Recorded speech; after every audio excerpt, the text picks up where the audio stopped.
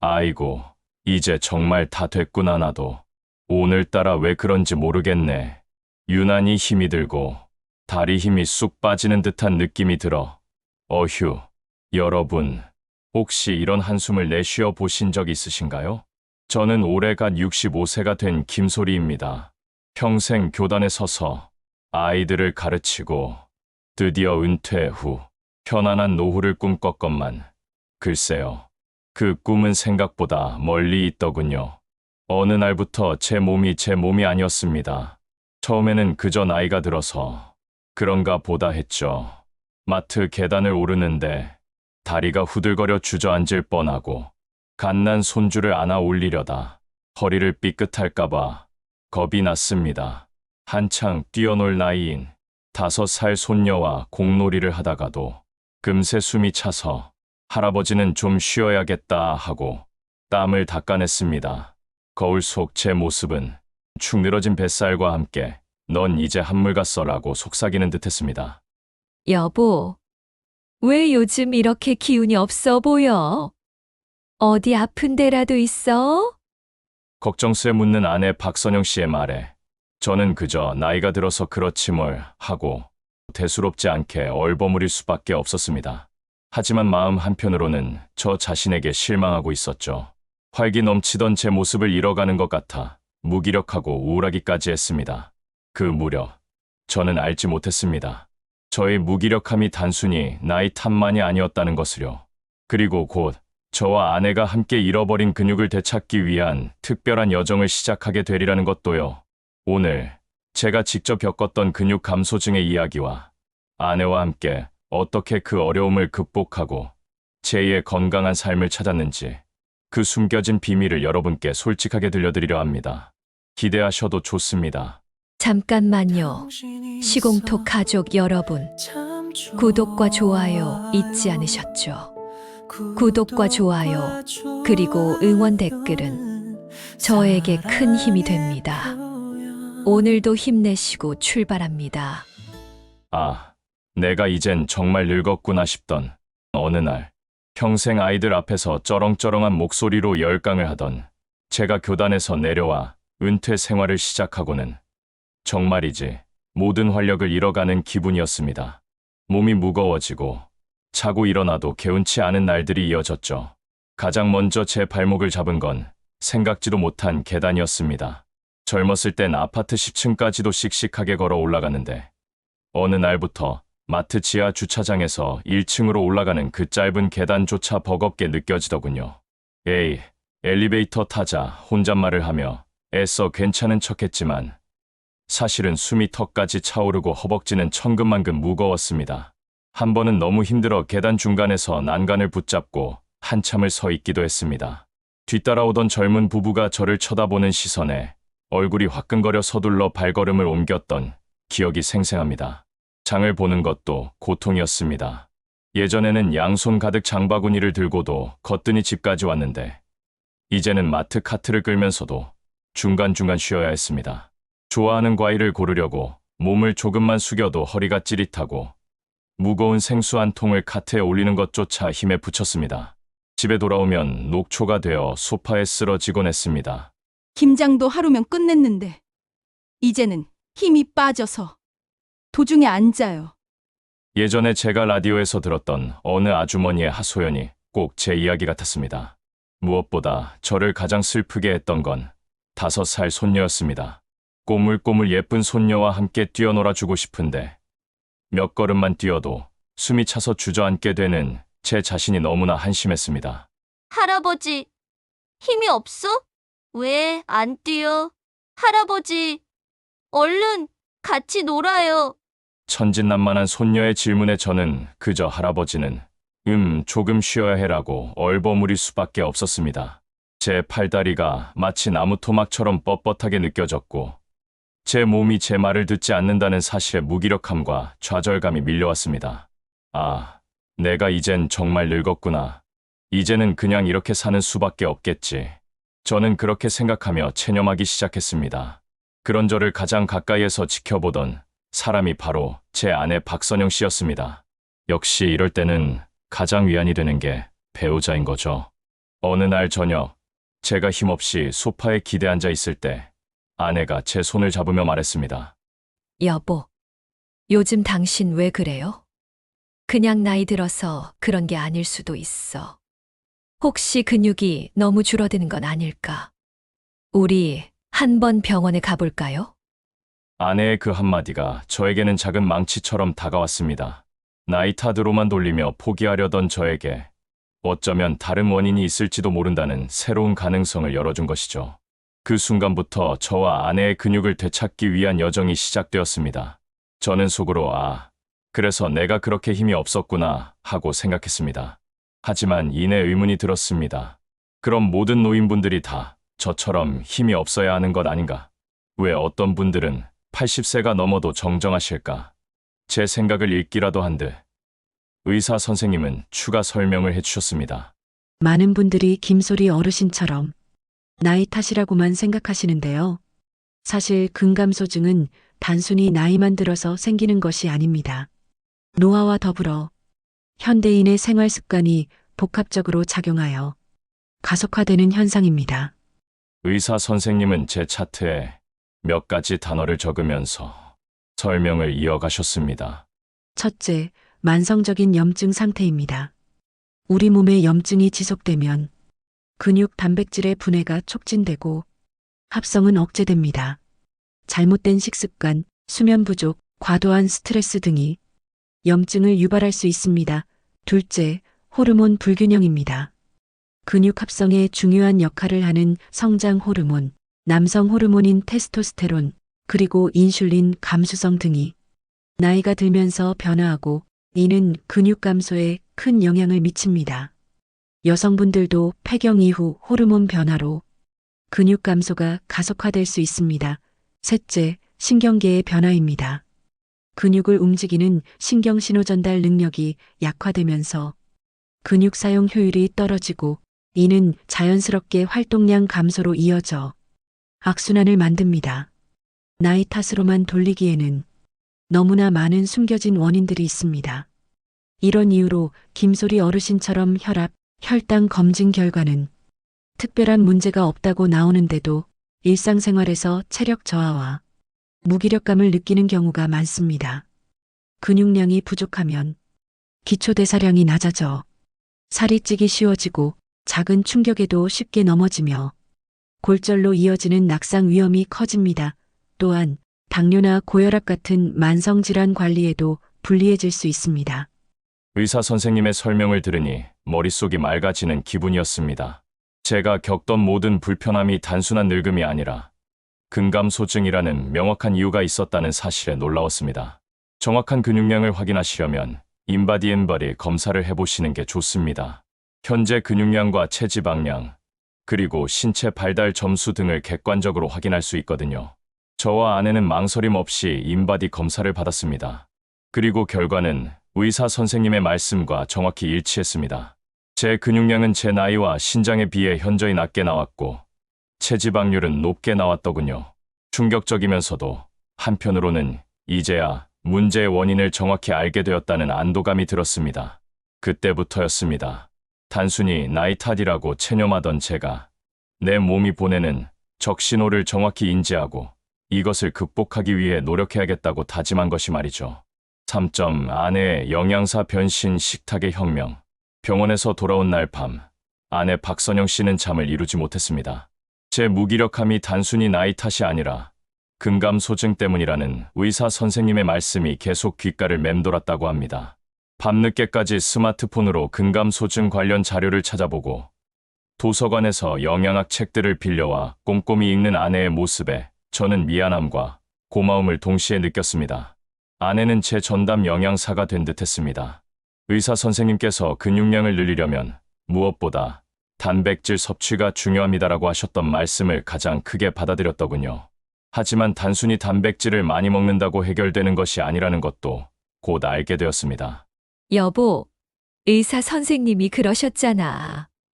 나이가 들면 위산 분비도 줄고 장 흡수율도 떨어진다고.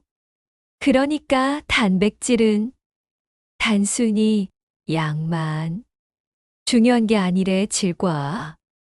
섭취 시기 및 분배가 훨씬 중요하대. 아내는 눈을 반짝이며 제게 설명했습니다.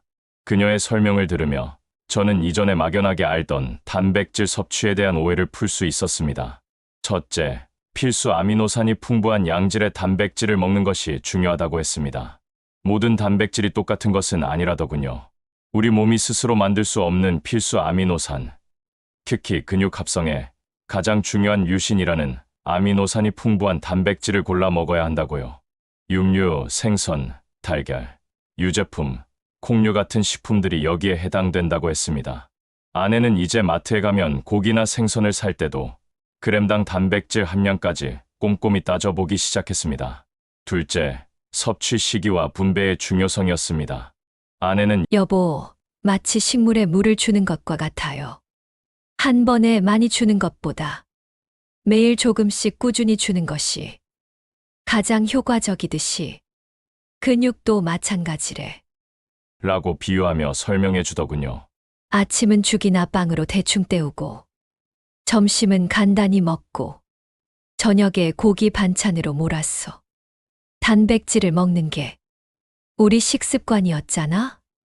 그런데 근육은 하루 한 번 많이 먹는다고 만들어지는 게 아니래. 하루 3끼에 20에서 30g씩 고르게 나누어 단백질을 섭취하는 것이 근육 합성에 훨씬 효과적이래.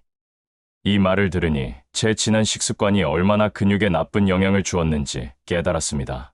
특히 아침을 걸으면 밤새 근육이 분해된 상태에서 단백질 공급이 늦어져 근육 감소가 더 빨라진다는 말에 아침 식사를 절대 거르지 않기로 했습니다. 셋째, 단백질과 함께 섭취해야 할 다른 영양소들의 중요성도 강조했습니다. 아내는 의사 선생님이 주신 자료와 본인이 찾아본 정보를 토대로 단백질만 먹는다고 근육이 뚝딱 만들어지는 게 아니래. 비타민 D, 비타민 B군, 마그네슘 같은 미량 영양소가 함께 있어야 근육 합성이 제대로 이루어진대. 그때부터 우리 집 식탁은 완전히 바뀌었습니다. 아침에는 황태 미역국에 두부 반찬, 삶은 병아리콩을 곁들였고 점심은 들깨가루를 듬뿍 넣은 나물과 현미밥, 저녁에는 계란찜이나 계란말이에 시금치나 버섯 같은 채소를 풍부하게 넣은 요리들이 올라왔습니다. 간식으로도 삶은 병아리콩이나 두유를 챙겨주었죠. 이런 식으로 하루 총 단백질 60에서 70g을 3끼에 나누어 섭취할 수 있도록 아내가 세심하게 신경 썼습니다. 처음에는 익숙지 않아 낯설기도 했지만 아내의 정성과 설명을 들으며 저는 차츰 새로운 식단에 적응해 나갔습니다. 우리 집 식탁은 단순히 배를 채우는 곳이 아니라 근육을 키우고 건강을 되찾는 중요한 베이스 캠프가 된 것입니다. 아내의 영양사변신 덕분에 저는 근육 회복의 첫 번째 단추를 훌륭하게 꿰 수 있었습니다. 서로를 격려하며 힘든 순간을 이겨냈습니다. 운동이 끝난 후에는 서로 어깨를 주물러주며 수고했어, 여보, 하고 따뜻한 말을 건넸습니다. 점차 변화가 나타나기 시작했습니다. 처음엔 한 번 하기도 힘들었던 의자 스쿼트가 10번, 20번까지 가능해졌고 팔 들어 올리기도 물병 대신 조금 더 무거운 물통으로 바꾸어 할 수 있게 되었습니다. 가장 놀라웠던 것은 집안일을 할 때였습니다. 예전에는 무겁게 느껴졌던 김치통을 옮기는 것이나 청소기를 돌리는 일이 훨씬 수월해졌습니다. 저희 부부는 운동을 숙제처럼 여기지 않았습니다. 마치 맛있는 음식을 함께 먹고 영화를 함께 보는 것처럼 부부가 함께 즐기는 새로운 취미처럼 받아들이기 시작했습니다. 함께 땀 흘리며 웃고 이야기하는 시간은 잃어버렸던 근육뿐만 아니라 저희 부부의 관계에도 활력을 불어넣어 주었습니다. 운동은 단순히 근육을 키우는 것을 넘어 삶의 질을 높이는 중요한 열쇠가 되었습니다. 그 말을 듣고 아내는 제 옆에 늘 물병을 놓아 주었고 수시로 물을 마시도록 권했습니다. 처음에는 맹물을 마시는 것이 영 재미없었지만 점차 습관이 되니 목마름을 느끼기 전에 물을 찾게 되었습니다. 수분 섭취를 늘리니 몸이 한결 가벼워지고 피부도 촉촉해지는 기분이었습니다. 이렇게 식단과 운동에 더해 충분한 수면, 스트레스 관리, 그리고 충분한 수분 섭취까지 이 3가지 생활 습관을 개선해 나가자 저희 부부의 몸은 놀랍도록 긍정적인 변화를 맞이했습니다. 마치 근육을 위한 완벽한 삼각편대를 완성한 느낌이었습니다. 이 작은 변화들이 모여 저와 아내는 제2의 건강한 삶을 위한 단단한 기반을 다질 수 있었습니다. 제2의 청춘을 선물한 우리의 맞춤 전략, 식단, 운동, 그리고 생활 습관까지. 저희 부부가 근육을 되찾기 위해 지난 몇 달간 기울인 노력들은 정말이지 놀라운 결과를 가져왔습니다. 가장 먼저 체감한 변화는 바로 일상생활 속 활력이었습니다. 여보, 나 이제 마트 계단 그냥 올라왔어. 하나도 안 힘드네. 어느 날 장을 보고 돌아오던 제가 아내에게 외쳤습니다. 예전 같았으면 숨을 헐떡이며 난간을 잡고 올라왔을 계단을 저는 이제 가볍게 오르내릴 수 있게 되었습니다. 무겁던 장바구니도 거뜬히 들 수 있게 되었고 청소나 빨래 같은 집안일도 훨씬 수월해졌습니다. 더 이상 소파에 녹초가 되어 쓰러지는 일도 없어졌습니다. 그리고 가장 기뻤던 변화는 바로 제 사랑스러운 손녀와의 시간이었습니다. 할아버지, 우리 공놀이하자. 손녀의 말에 저는 이제 망설이지 않고 벌떡 일어나 함께 뛰어놀 수 있게 되었습니다. 숨이 차기는커녕 오히려 손녀보다 더 팔팔하게 공을 차고 던지는 제 자신을 발견하며 저도 모르게 웃음이 터져 나왔습니다. 아내 역시 저를 보며 여보, 정말 젊어졌네 하고 활짝 웃어주었습니다. 몸이 이렇게 달라지니 마음까지 건강해졌습니다. 은퇴 후 저를 짓누르던 무기력함과 우울함은 온데간데 없이 사라지고 매일 아침을 새로운 활력으로 맞이하게 되었습니다. 저희는 몇 달 뒤 다시 가정의학과를 찾아 인바디 검사를 받았습니다. 그리고 결과는 감동 그 자체였습니다. 제 근육량은 눈에 띄게 늘었고 체지방은 줄었습니다. 의사 선생님은 웃으시며 김소리 어르신, 신체 나이가 훨씬 젊게 나오셨습니다. 근육 건강을 성공적으로 회복하셨네요. 라고 말씀해 주셨습니다. 수치로 확인된 객관적인 지표는 저희의 노력이 헛되지 않았다는 확실한 증거가 되어 주었습니다. 저는 이 모든 변화가 단순히 나이 탓이라고 체념하지 않고 아내와 함께 근감소증의 원인을 파악하고 맞춤 전략을 세워 실천했기에 가능했다고 확신합니다. 사랑하는 청취자 여러분, 나이는 정말 숫자일 뿐입니다. 저 김소리가 직접 경험하고 깨달은 바가 바로 그것입니다. 여러분의 몸이 이전 같지 않다고 느껴지신다면 그것이 단순히 나이 탓이라고만 여기지 마십시오. 분명 다른 원인이 있을 수 있습니다. 저의 경험을 바탕으로 여러분께 몇 가지 맞춤 전략을 제안해 드리고 싶습니다. 첫째, 자신의 현재 상태를 정확히 파악하십시오. 병원에 가셔서 가정의학과 전문의와 상담하시고 인바디 검사 등을 통해 자신의 근육량과 신체 상태를 객관적으로 확인해 보시는 것이 가장 중요합니다.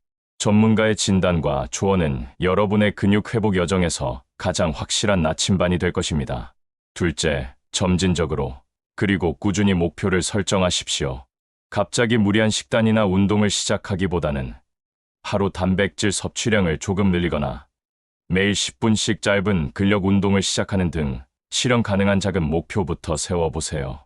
작은 성공들이 모여 큰 변화를 만듭니다. 셋째, 혼자 하는 것보다 함께 하는 것이 훨씬 효과적입니다.